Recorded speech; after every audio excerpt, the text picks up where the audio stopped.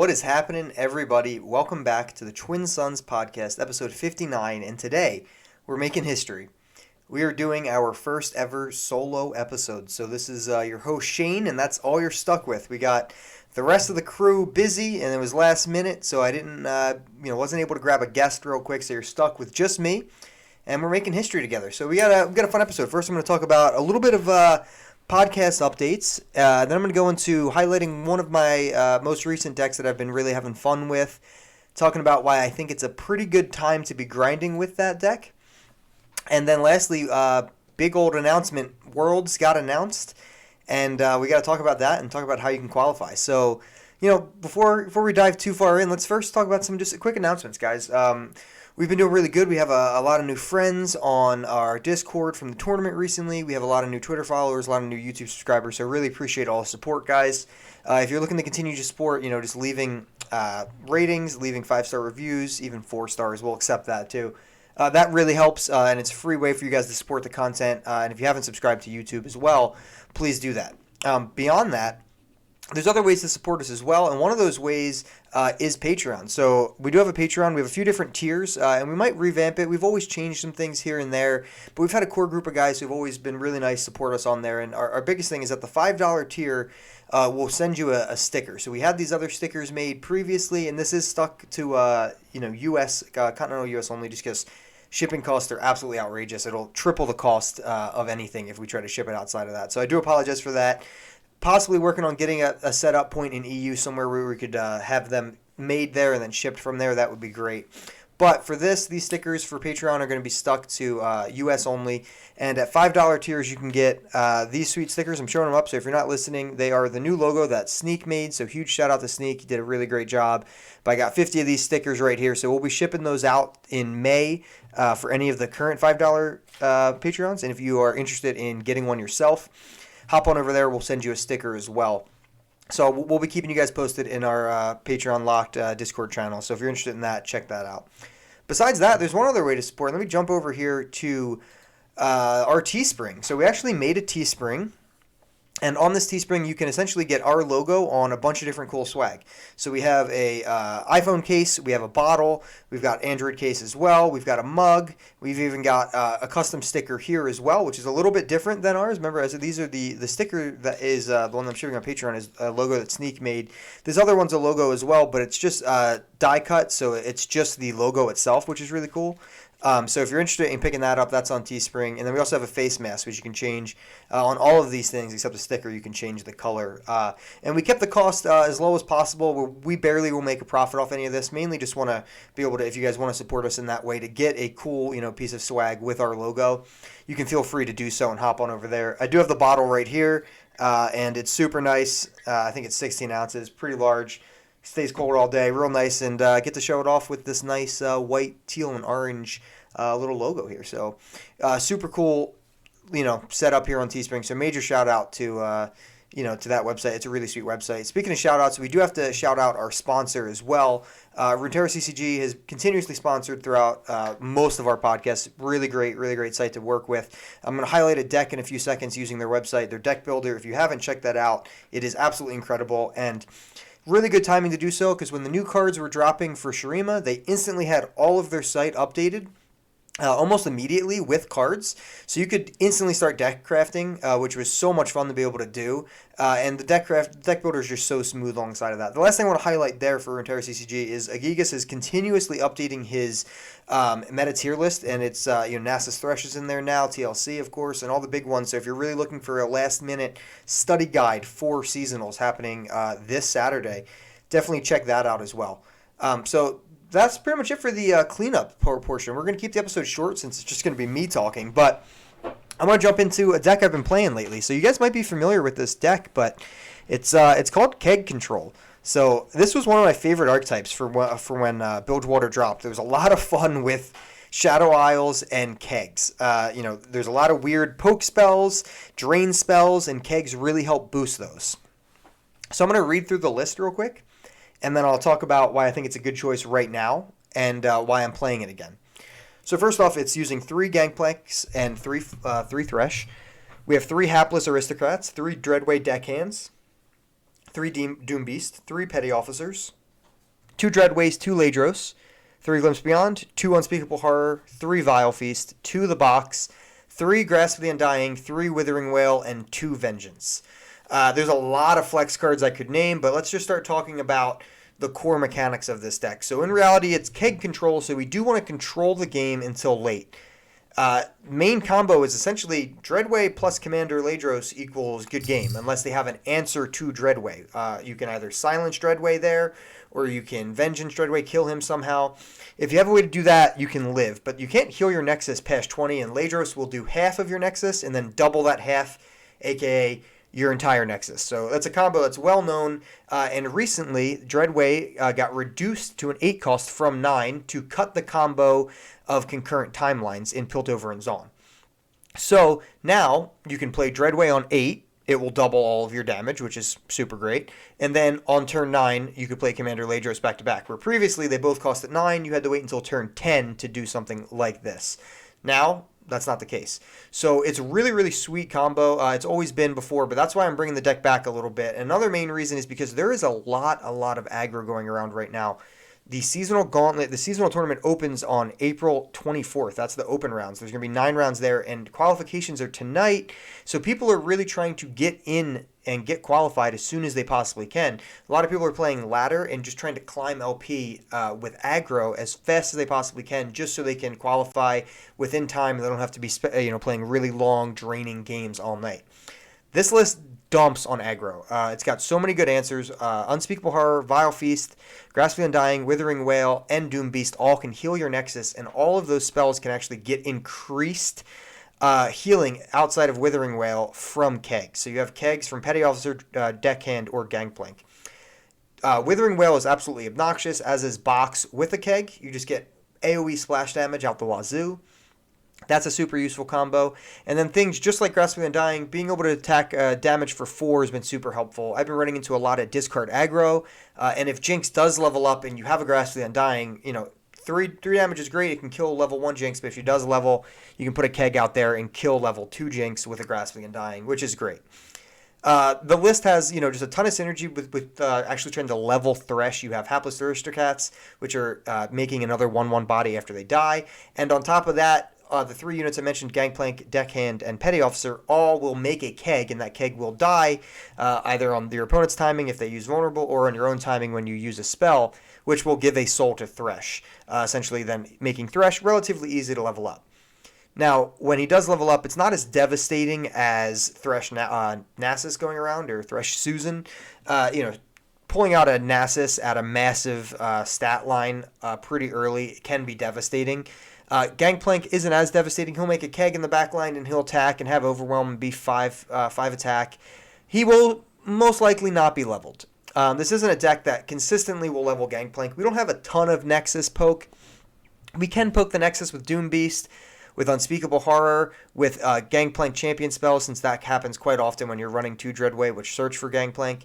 But realistically, that's not our goal. We're not trying to level up Gangplank. We're just trying to sustain the middle portion of the board and then get a really strong top end that just kind of shuts down the game with Dreadway Ladros.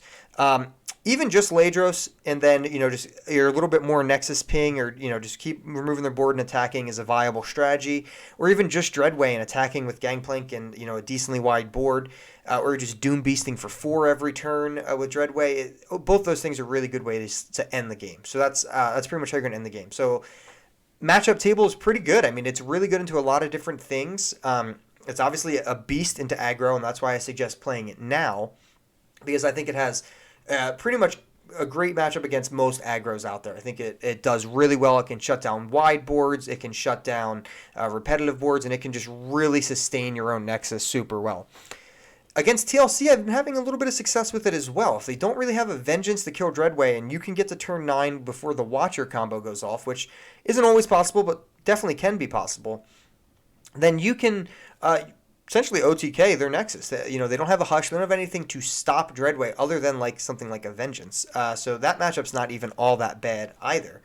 And other than that, mid-range decks, yeah, you do have a little bit more beefy of a wider board removal than more direct removal. We're only running 2 Vengeance, so if they're playing a plethora of large units, it can be a little bit problematic, but we're not really in a meta that's doing that right now. We have Fiora Shen was a really popular list, and they had a lot of denies and, notifies and things to stop a lot of the early nonsense that this list brought.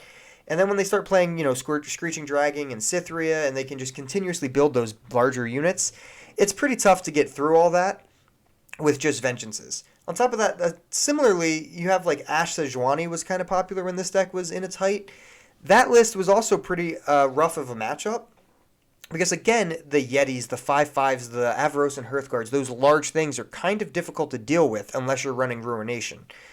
So if you're not running Ruination, you don't have a ton of, your Withering Rails don't do a whole lot. Your Vile Feast give you a chump blocker, but they don't really remove a threat. So in general, those two type of lists and other mid-rangey big lists like that can be problematic. But right now, I'm not running into a ton of that. Like I said, it's a lot of aggro, and Nasus Thresh is another huge list that's really popular.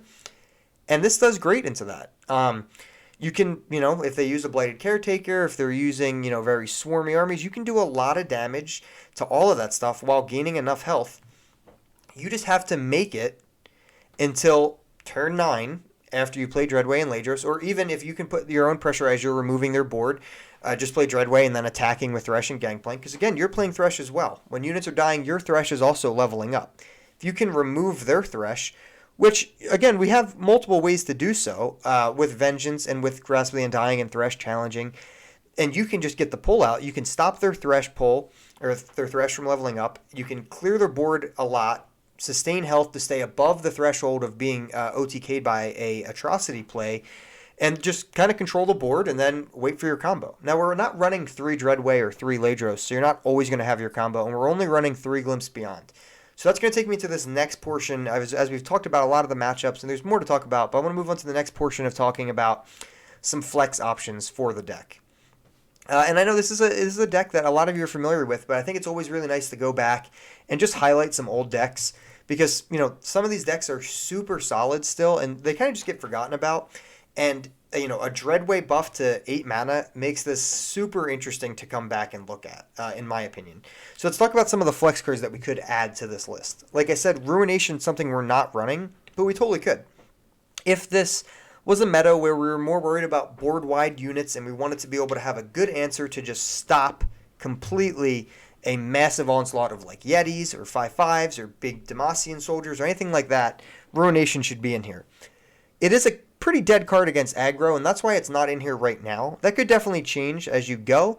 And if you're seeing more of that, or if you're planning to take this into a tournament, that's something that could become viable if you're looking at those matchups. So Ruination's definitely a big one.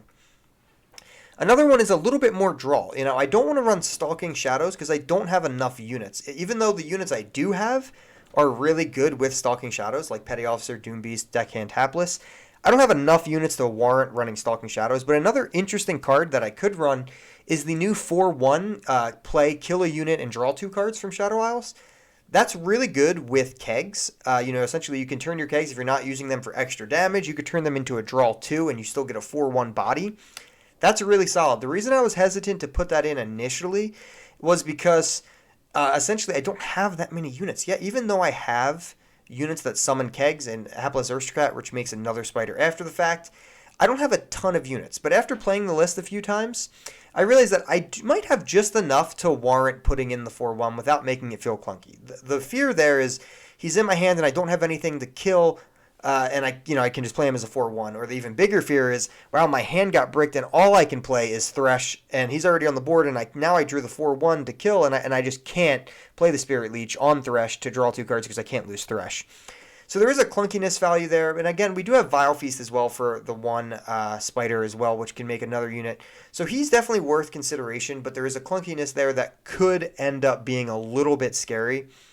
So it's something that you got to be careful what you want to play around with there.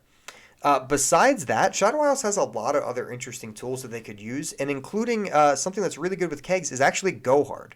So Go Hard's really solid, and we've seen lists use it a ton. We've seen the original Go Hard with TF, and then had Elise, and then at one point had Gangplank, and all over the board, or one point had both. Go Hard's great with kegs, and great with plans that want to sustain. The problem with that card in this list is that I'm really trying to get the Dreadway Ladros combo off. That's how I'm trying to win the game.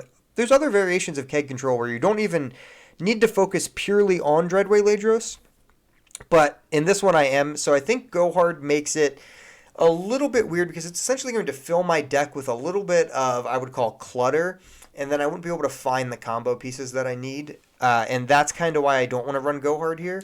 But you definitely could shift away from Dreadway and Ladros, and maybe even just drop Ladros, keep Dreadway, and add something like Zap Spray Fan, so you can actually search out those Go Hards and possibly even remove like Unspeakable Horror or something along those lines.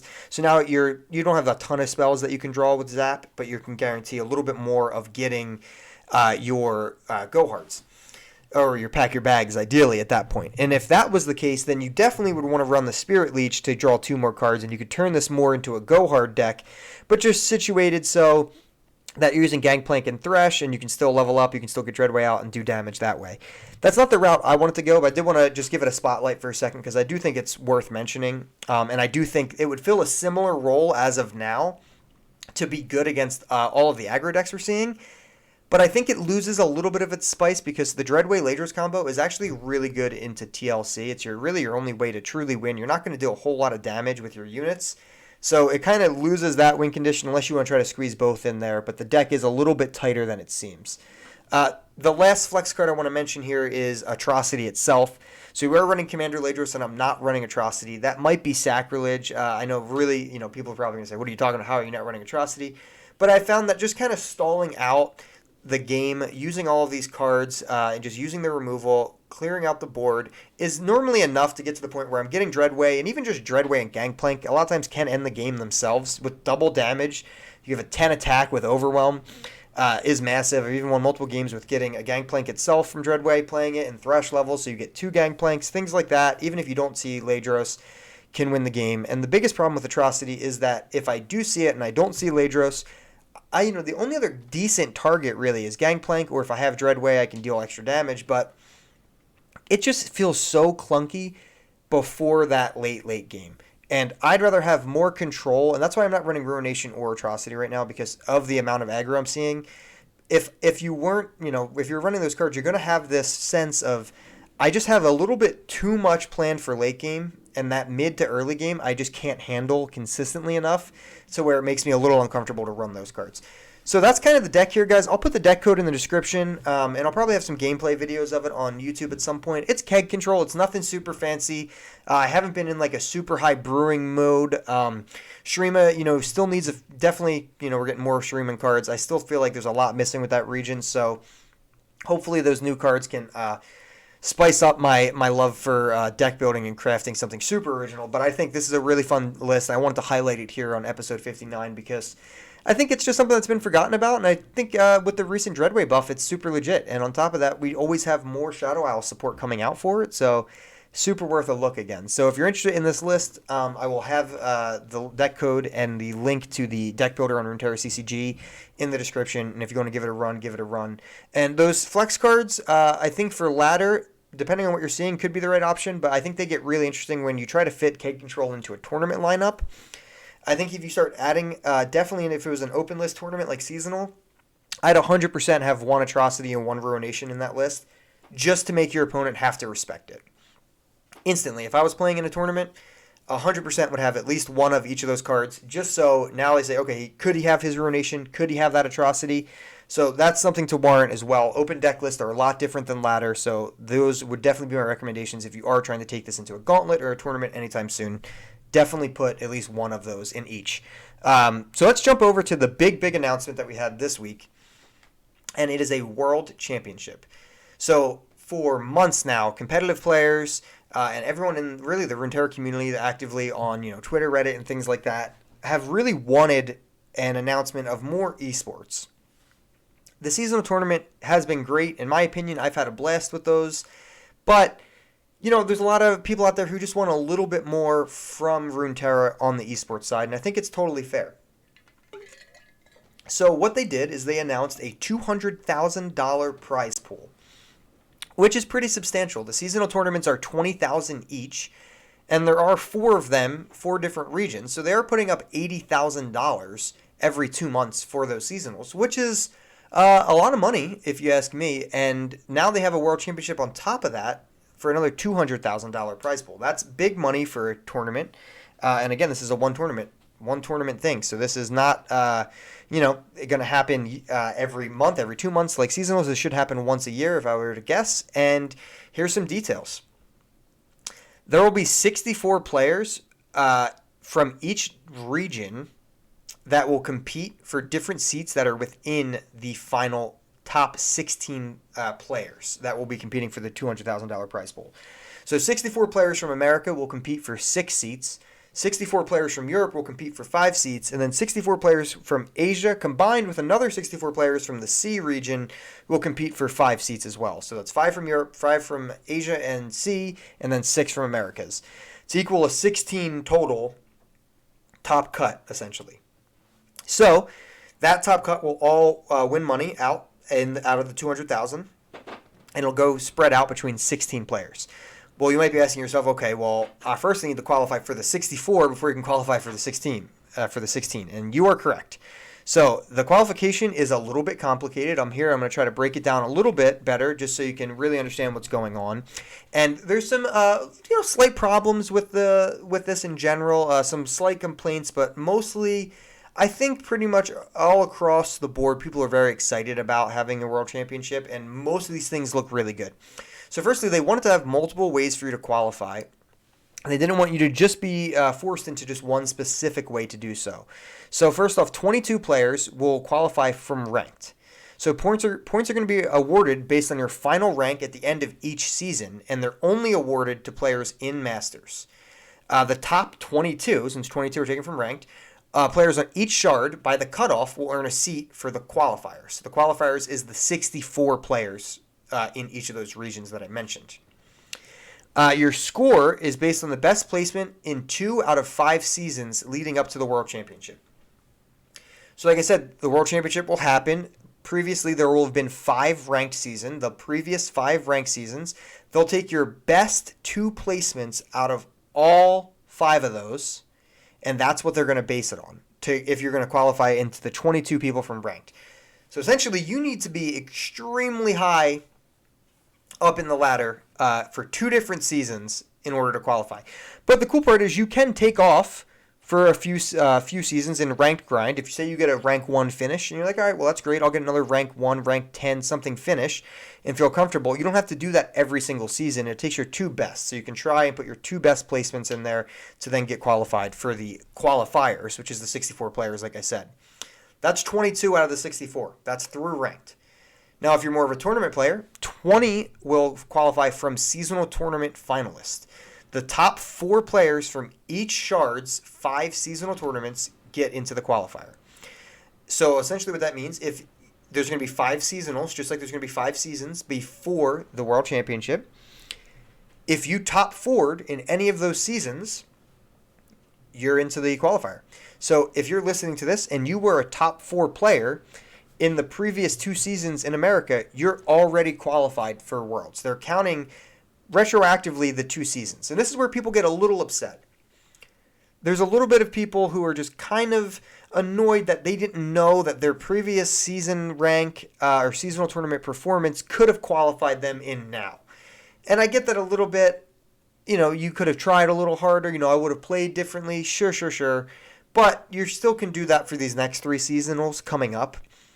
And we still should award the players who did get the top 4. Realistically, if you made it to top 32, you were playing as hard as you could, right? I mean, you're trying to win that 10 grand for sure. So why not award the top 4 players from that? So it's only 8 players there that would make it into that. And again, this is per shard. So I'm just going to focus on just say Americas, right? So there's, 8 people that have qualified in through this system of being top 4 in the seasonal tournament 1 and seasonal tournament 2. But actually, in this rule as well, any duplicates will pass their seat to the seasonal points tab, which is the third thing. So I would like to talk real quick because actually there is one player who already top 4'd twice. His name's Henneke, and he is in the US shard, the NA shard, and he has qualified twice in top 4, so he is going to pass a seat. So that means instead of there being 20 people from the seasonal tournament finalists, there's only going to be 19 or even less, because he double qualified. So that extra seat is going to get passed down into the seasonal tournament points category. And this is the last category from which you can qualify into the seasonal tournament. So there's 22 from ranked, there's 20 from seasonal tournament finalists, and now there's 22 from seasonal tournament points. Points are granted based on the performance in each individual seasonal tournament. You will get 1 point awarded per game won in both the open rounds and the playoff phase of the seasonal tournament. Points from all seasonal tournaments from Empires of the Ascendant onward will be combined into a single total.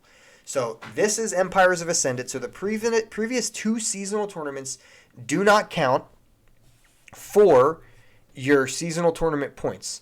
Only points from all seasonal tournaments from Empires Ascendant, which is happening again in 2 days from here. We're recording on April 22nd, and forward will give you points toward this goal. So they're retroactively counting ranked, technically, because it's the best 2 out of 5. So technically, if the last 2 ranked seasons were your best, they're retroactively counting those, yes.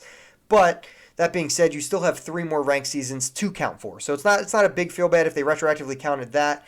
It can kind of feel bad if you were kind of close, if you're like ranked 20 and you're like, dang, I would have pushed for like 10 if I knew they would count that. Now I have to work double as hard this upcoming season. I get that complaint. That's a little bit valid, but still, for the first world championship, I think it's totally fine. They are retroactively counting your top 4 placements in the last 2 seasonals and any top 4 placements in the upcoming seasonals. There'll be 3 more before the Worlds. And they are not retroactively counting seasonal points. Seasonal points will be earned going from this point forward, and you'll essentially get a win per game. You get a point per game won. But that counts in both the open rounds and the playoffs. So if you make the playoffs, you obviously have a chance to earn more points because you're going to be playing more games. So you do want to win as much as possible, and obviously just making top 4 is your guarantee. If you want one way to be guaranteed into the World Championship, make top 4 in the seasonal. That's no easy task, but that is a guarantee way into the seasonal. There will also be leaderboards up on their site, which will be really sweet to look at and figure all that stuff out, which is pretty sweet. And just be able to really kind of nitpick who's making, who's not, and et cetera, which will be really, really sweet. After 16 finalists have proven themselves as the best in each of their regions, they're going to move on to the finals, where there'll be $200,000 on the line. So like I said, out of 64 from each region, it'll boil down to 16, and the $200,000 will get pushed out between those 16, which is pretty sweet. The players will compete in a group stage featuring 4-player round robins. The top 2 finishers from each group stage will then advance to the final single elimination to crown the world champion. So this is really cool because essentially there's going to be 16 finalists. There's going to be 4 groups of 4, and they're going to play everyone in their group. So there's going to be 3 games in each of the 4 groups. You're going to play those games there in the round robin, and the top 2 players from each group, so there's 16 people to start in each group, 2 people will get cut out as they do their round robin.